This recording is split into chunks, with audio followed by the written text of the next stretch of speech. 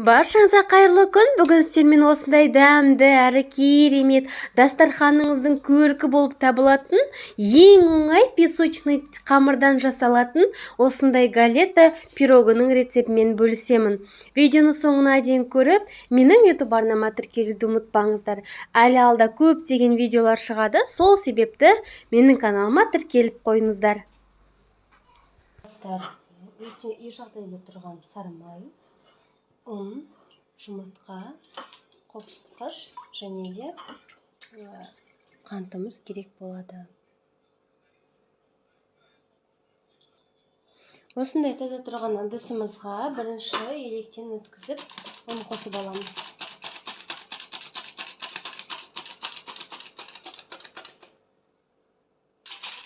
Електен өткізіп алған ұнымызды қостық. Енді үй жағдайында тұрған сары майымызды қосамыз. Және де қантымызды қосамыз. Және қопсытқышымызды қосамыз.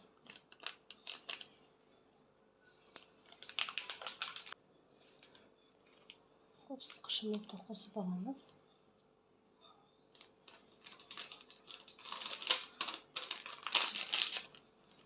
Енді осыны қолымызбен илеп аламыз.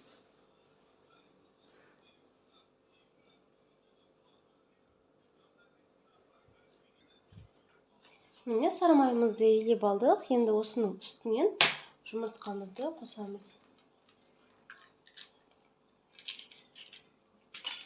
Енді оны қамыр болғанша жақсылап илеп аламыз.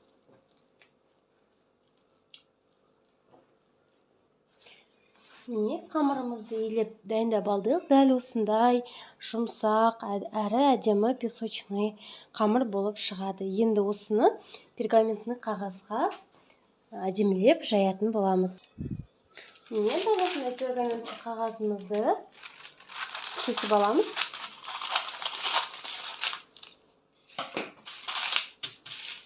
Және осындай илеп дайындап алған песочный тестамызды үстінен жаятын боламыз. Оқтаудың көмегімен жайып аламын.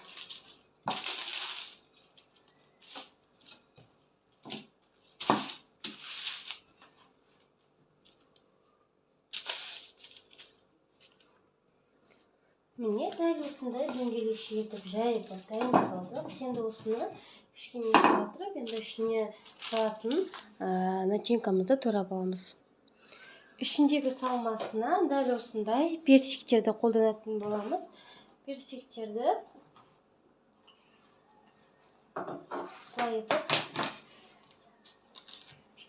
турап аламыз.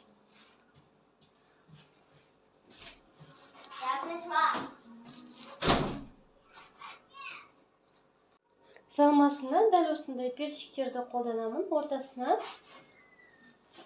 дәл осылай етіп турап аламыз персиктерімізді. Алдын ала турап дайындап қоямыз ішіне салуға.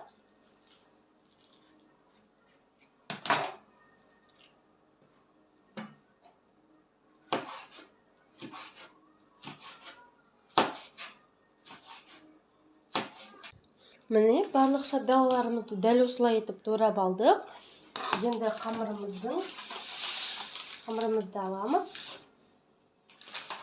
Енді осының ішіне тағын қосамыз.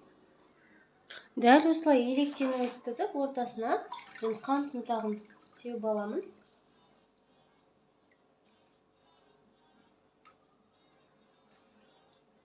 Осылай сеуіп аламыз. Және де үстіне турап алған шабдаларымызды қойып шығамыз.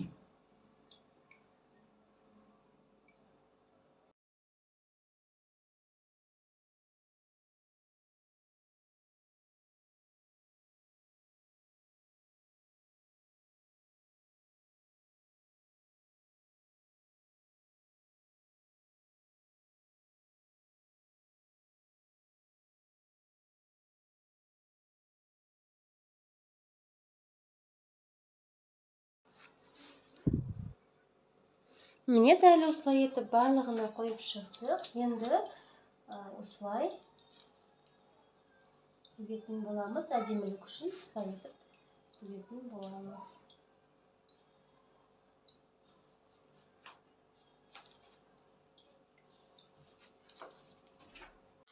Міне дәл осылай етіп түйіп аламыз.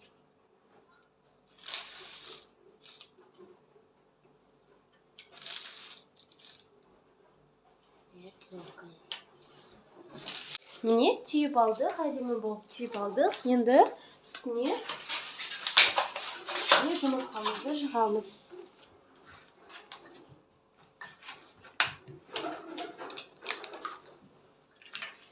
Жұмыртқамызды жақсылап араластырып аламыз.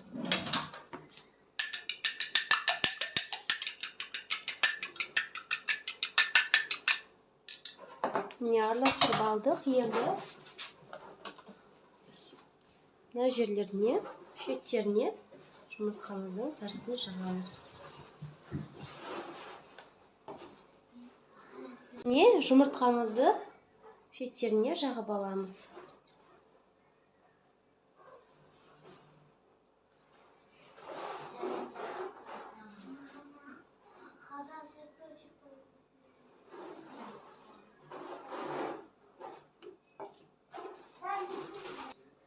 Жұмыртқамызды жағып алдық. Кішкене ана жерлеріне күнжіттерін сеуіп аламыз.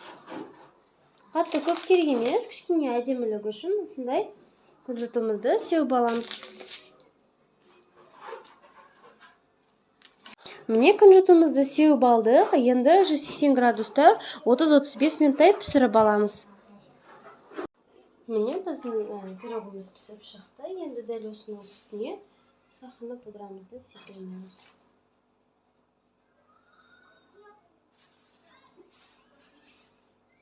Міне біздің пирогымыз дайын болды. Өте дәмді әрі керемет болып шықты. Сіздер де дәл осы рецептпен отбасы мүшелеріңізге дайындап беріп қуансаңыздар болады. Рецепт өте оңай. Барлық рецепті мен описанияда жазып қалдыратын боламын. Описания бөліміне кіріп, қарап көрсеңіздер болады.